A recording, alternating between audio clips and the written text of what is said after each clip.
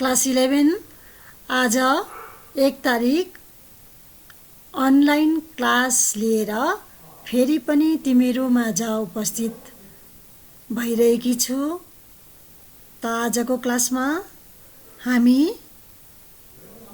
स्वर्ग आफै बन्छ शीर्षक कविता रच्ने कवि बालकृष्ण समको परिचय पढ्नेछौँ।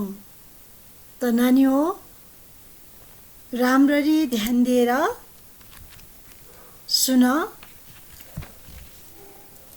कवि बालकृष्ण सम को जन्म सन् 1903 को मई महिना माघ 24 गते काठमाडौँको ज्ञानेश्वरमा जन्मेका बालकृष्ण शमशेर जङ्गबहादुर राणा नै नेपाली साहित्यको इतिहासमा नाट्य सम्राट बालकृष्ण समका नाउँले प्रख्यात छन्। अब नानी हो, कवि बालकृष्ण समको जन्म कहाँ अनि कहिले भएको थियो भनेर आउन सक्छ। यसलाई अन्डरलाइन गर तिमीहरूले। सन् 1903 को सालमा हो। सन् 1903 सालमा कुन साल भन्यो भने सन् 1903। महिना भन्यो भने मई महिना र कुन चाहिँ ठाउँ काठमाडौँको भन्यो भने ज्ञानेश्वर भन्ने ठाउँमा चाहिँ जन्मेका थिए। र बालकृष्ण शमशेर जङ्गबहादुर राणा उनको पुरा नाम।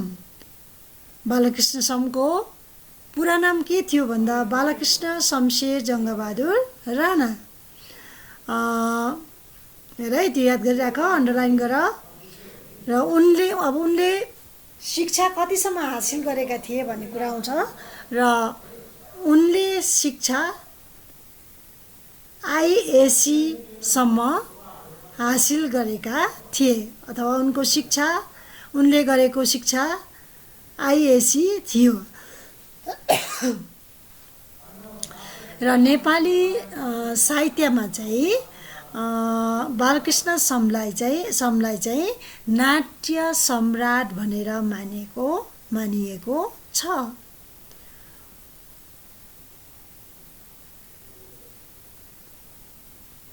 आधुनिक नेपाली नाटकको जग बसाल्ने काम चाहिँ कसले गरेका थिए भन्दाखेरि उनै बालकृष्ण समले गरेका थिए। अब आउँछ कति वर्षको उमेरमा चाहिँ उनले कविता लेख्न थाले भन्दाखेरि उनले 10 वर्षको उमेरमा उनले कविता लेख्न सुरु गरेको। उनी नाट्य सम्राट अथवा नाटककार मात्र होइनन्, तर उनले सुरुमा चाहिँ कविता लेखे। अब त्यो कविताको शीर्षक थियो ईश्वर। अन्डरलाइन गर यसलाई। ईश्वर शीर्षक कविता उनले 10 वर्षको उमेरमा लेखेका थिए। नानी हो, एउटा कुरा याद गर, यसलाई अन्डरलाइन पनि गरिराख। अगाडिको कति सालमा चाहिँ गए कति वर्षको प्रश्न मैले हेर्दा त्यो प्रश्नमा यो पनि आएको मैले पाएँ कि ईश्वर शीर्षक कविता 10 वर्षको उमेरमा कवि बालकृष्ण समले कुन चाहिँ कविता लेखेका थिए, अथवा ईश्वर शीर्षक कविता लेख्ने कवि को हुन् भनेर पनि आउनसक्छ। अथवा ईश्वर शीर्षक कविता कवि बालकृष्ण समले कति वर्षको उमेरमा लेखेका थिए भनेर आउनसक्छ। यो आएको छ, यसलाई अन्डरलाइन गरिराख, राम्ररी याद गर। 10 वर्षको उमेरमा चाहिँ बालकृष्ण समले ईश्वर शीर्षक कविता लेखेको, त्यो याद गरिराख। अब कविको कविताको विषयवस्तु अथवा कवितामा उनले के हालेर लेखेका छन् त भन्दाखेरि उनको कवितामा हामी के भेट्छौँ देख्छौँ त भन्दाखेरि चाहिँ मान्छेको सुख दुःख, जीवन मृत्यु, प्रेम, ईश्वर भगवान, त्यसपछि आध्यात्म धर्मपट्टि पनि, मानवतावादी दृष्टिकोणलाई लिएर पनि, पश्चिमेली वेस्टर्न कन्ट्रीको भौतिकवादी दृष्टिकोण आदि हालेर चाहिँ उनले कविता लेखेको हामी पाउँछौँ। अथवा उनको कविताको विषयवस्तु के थियो भन्दा सुख दुःखलाई पनि देखाएको, जीवनलाई पनि हेरेको, मृत्युलाई पनि हेरेको, जीवनलाई हेरेको, त्यसपछि मृत्युलाई हेरेको, त्यसपछि प्रेम देखाएको, मानवता देखाएको, ईश्वर अध्यात्म भगवानलाई पनि कतै मान्ने देखाउने प्रयत्न गरेको, ईश्वर पनि छ भन्ने कुरा देखाएको, त्यसपछि पश्चिमेली भौतिकवादलाई पनि उनले आफ्नो कविताको विषयवस्तु उनले बनाएका छन् अरे। अब त्यसपछि अब मूल रूपमा बालकृष्ण सम कस्ता कवि थिए भनेर आउनसक्छ। उनी दार्शनिक कवि थिए अथवा उनी दार्शनिक कवि हुन्। अन्डरलाइन गराए यसलाई।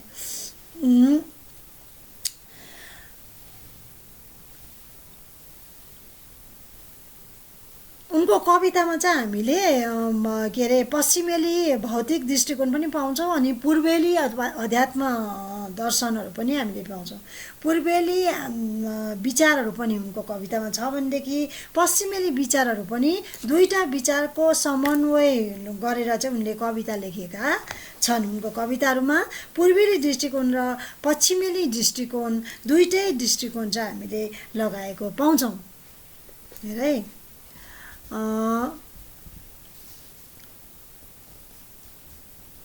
उनको कविता उनको कृतिमा हामी के पाउँछौँ त भन्दाखेरि एकातिर ज्ञान हालेको पाउँछौँ, अर्कोतिर विज्ञानलाई पनि, ज्ञान र विज्ञान दुईटैलाई हालेको हामी पाउँछौँ। अघि मैले भनिहालेँ पश्चिमेली दृष्टिकोण र पूर्वेली दृष्टिकोणमा ज्ञान पनि हालेका छन् अनि विज्ञानलाई पनि त्यत्तिकै उनले जोड दिएका छन्। ज्ञानलाई पनि त्यत्तिकै जोड दिए अनि विज्ञानलाई पनि त्यत्तिकै जोड दिएर आफ्नो रचनाहरू गरेका छन्।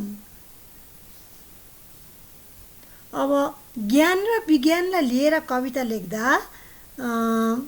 दुवैबाट चाहिँ मान्छेलाई फाइदा हुने खालको अथवा मानव कल्याणकारी धारणाको अथवा विचारको प्रतिपादन चाहिँ उनले गरेर कविताहरू रचना गरेका छन्। अथवा ज्ञान र विज्ञान पूर्वेली र पश्चिमेली दुईटै विचारलाई आफ्नो कृतिमा हालेर राखेर चाहिँ मानव कल्याणकारी विचारहरू चाहिँ प्रतिपादन गरेर उनले कविता अथवा कृतिहरू लेखेका छन् अरे। अब उनको एउटा ठुलो भनाइ छ, बालकृष्ण समको एउटा ठुलो भनाइ छ के हो भन्दा ईश्वरको वास कर्ममा हुन्छ भन्ने कुरा चाहिँ उनले गरेका छन् है। अथवा कर्म नै सबैभन्दा ठुलो कुरो हो भन्ने कुरा चाहिँ कर्म हामीले राम्रो गर्यौँ भने नै त्यसमा नै ईश्वर प्राप्ति चाहिँ हुनसक्छ भन्ने विचार चाहिँ अथवा हामीले कर्म चाहिँ राम्रो गर्नुपर्छ भन्ने विचार चाहिँ कवि बालकृष्ण समको छ अरे। कवितामा पनि नाटकमा पनि कर्म राम्रो गर भन्ने भनाइ चाहिँ उनले राखेका छन्। र उनको कवितामा उनको कृतिहरूमा कस्तो विशेषता अथवा कृतिभन्दा पनि कवितामा चाहिँ कस्तो विशेषता छ भन्दाखेरि देशप्रेम पनि हामीले उनको कवितामा पाउन सक्छौँ है। देशप्रेमलाई पनि उनले बढी मात्रामा देशप्रेमलाई बढी मात्रामा देखाउने प्रयत्न आफ्नो कविताहरूमा गरेका छन् अथवा राष्ट्रप्रेमलाई कविताहरूमा उनले देखाउने प्रयत्न गरेका छन्। इच्छा अब उदाहरणको लागि चाहिँ हामीले अन्डरलाइन गर नानी हो इच्छा मर्ने बेला आदि चाहिँ उनको कविता उनको के अरे यस्तै कविताको उदाहरण अरे। मतलब देशप्रेम भएको कविताहरू इच्छा मर्ने बेला आदि शीर्षक कविताहरू उनले लेखेका छन्। यसलाई अन्डरलाइन गर। देशभक्तिले भरिपूर्ण भएको कविता कुन चाहिँ हो बालकृष्ण समको भनेर आउनसक्छ है। त्यो चाहिँ हो इच्छा मर्ने बेला आदि उनका देशप्रेमले भरिपूर्ण भएका कविताहरू हुन्। अब उनले कुन कुन आफ्नो जीवनकालमा कुन कुन कार्यहरू उनले गरेका थिए भन्दाखेरि नेपाली भाषा प्रकाशनी समितिका अध्यक्ष पनि उनी भए अरे। गोर्खा पत्रका प्रधान सम्पादक रहे। अन्डरलाइन गर यसलाई याद गरिराख। रेडियो नेपालका निर्देशक पनि भए। नेपाल राजकीय प्रज्ञा प्रतिष्ठानका उपकुलपति र पछिबाट चाहिँ कुलपति पनि उनी भएका थिए अथवा त्यो ओहदामा पनि उनले रहेर काम गरेका थिए अरे हो। अब नेपाली उनले कुन कुन कामहरू चाहिँ जीवनकालमा सम्हालेका थिए त भन्दाखेरि चाहिँ नेपाली भाषा प्रकाशन समितिका अध्यक्ष भएर उनले काम गरेको, त्यसपछि गोरखापत्रका प्रधान सम्पादक पनि उनले सम्हालेका, त्यसपछि रेडियो नेपालका निर्देशक पनि भएको, त्यसपछि नेपाल राजकीय प्रज्ञा प्रतिष्ठानका उपकुलपति पनि उनी भए, अनि पछिबाट कुलपति पनि उनी भएछन्। र यी ओहदामा रहेर समले आफ्नो जीवनकालमा धेरै साहित्यमा धेरै सेवा पनि उनले प्रदान गरेका थिए रे। यो चाहिँ भयो उनको उनले कुन कुन कार्यहरू भार सम्हालेका थिए भन्ने कुरा आयो। सन् 1972 उनलाई अब जीवनकालमा धेरै साहित्यलाई योगदान र सहयोग पुर्याएकोले गर्दा, सेवा पुर्याएकोले गर्दाखेरि चाहिँ सन् 1972 अन्डरलाइन गरे यसलाई। सन् 1972 सालमा उनलाई चाहिँ त्रिभुवन पुरस्कारले सम्मानित गरिएको थियो रे। उनले नेपाली साहित्यलाई गरेको ठुलो योगदानले गर्दा त्रिभुवन पुरस्कार प्रदान गरेछ। कति सालमा? सन् 1972, 1972 मा। अन्डरलाइन गराएलाई कति सालमा उनले, आउनु सक्छ है तिमीहरूलाई प्रश्न कि कति सालमा बालकृष्ण समले त्रिभुवन पुरस्कार प्राप्त गरेका थिए भनेर आउनु सक्छ। उनी नेपाल सरकारको उच्च नागरिक सम्मान गोर्खा दक्षिण बाहु उपाधिद्वारा पनि उनी विभूषित भएका थिए। अब बालकृष्ण समले नेपाल सरकारले उनलाई गोर्खा दक्षिण बाहु भन्ने नागरिक सम्मान अथवा उपाधिद्वारा चाहिँ उनलाई विभूषित गरिएको थियो रे। अब उनलाई योमा अन्डरलाइन गरेर राख्न सक्छ। नेपाल सरकारले उनलाई कुन चाहिँ सम्मान दिएका थिए भनेर आउन सक्छ है। गोर्खा दक्षिण बाहु, त्यो अन्डरलाइन गरेर राख। उपाधिद्वारा चाहिँ उनलाई विभूषित गरिएको थियो। र उनको अब उनले कुन कुन कृति लेखे अनि उनको लेखन शैली कस्तो थियो, उनको भाषा कस्तो थियो त भन्दाखेरि चाहिँ एकदमै परिष्कृत भाषा भनेको खारिएको भाषा उनले लेख्थे अरे। अनि उनको भाषामा चाहिँ लेखाइमा चाहिँ तत्सम शब्दहरूको प्रयोग धेरै हुन्थ्यो अरे। तत्सम भनेको संस्कृतबाट जस्तो आयो त्यस्तै नफेरिकन त्यसलाई भन्छ तत्सम शब्द। र त्यो संस्कृतबाट आएको तत्सम शब्दहरूको प्रयोग चाहिँ उनले धेरै मात्रामा आफ्नो कृतिमा प्रयोग गरेका छन् अरे। उनको भाषा चाहिँ एकदमै परिष्कृत खारिएको क्या। अब उनले जीवनकालमा कुन कुन काव्य कृति रचना गरे, कति सालमा, के त्यो आउनु सक्छ है। याद गरिराख, अन्डरलाइन पनि गर, ध्यान पनि देऊ पढ्दा। र उनले आगो र पानी खण्डकाव्य सन् 1955 मा लेखेको, चिसो चुल्लो महाकाव्य 1958 मा, 1958। बालकृष्ण समका कविता, यो चाहिँ हो कविता सङ्ग्रह, सन् 1981 अथवा 1981 मा लेखेको। र अब आगो र पानी कसको कृति हो, के कृति हो भनेर आउनु सक्छ। कति सालमा लेखेको, प्रकाशित भएको भन्नु पनि सक्छ। यो याद गर। चिसो चुल्लो कसको काव्य हो, कसको कृति हो र कुन चाहिँ कृति हो भन्दा महाकाव्य हो चिसो चुल्लो। कति सालमा प्रकाशित? 1958, 1958। त्यसपछि बालकृष्ण समको कविता सङ्ग्रहको नाम के हो भनेर आउनु सक्छ है। बालकृष्ण समका कविता, यो चाहिँ उसको कविता सङ्ग्रहको नाम हो। यो कति सालमा प्रकाशित भएको? सन् 1981, 1981 मा प्रकाशित भएको रहेछ है।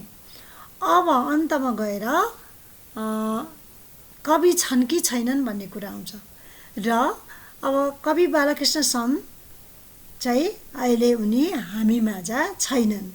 र सन् अब छैनन् भने उनको मृत्यु कति सालमा भएको थियो त्यो याद गर्नु पर्यो। त उनको मृत्यु भएको रहेछ सन् 1980, 1980 को 1980 को जुलाई महिना साउन 6 गते। कुन महिना भनेर पनि आउनसक्छ है। जुलाई महिना साउन 6 गतेमा काठमाडौँमै कहाँ भएको थियो भनेर पनि आउनसक्छ। काठमाडौँमै बालकृष्ण शमशेरको अथवा जङ्गबहादुर राणाको मृत्यु भएको थियो अथवा निधन भएको थियो। सन् 1980 को जुलाई महिनामा काठमाडौँमै समको निधन भएको थियो। त यो भयो कवि बालकृष्ण समको छोटो परिचय। त आजलाई यति। अर्को क्लासमा हामी कवि बालकृष्ण समद्वारा लिखित कविता स्वर्ग आफै बन्छ हामी पढ्नेछौँ।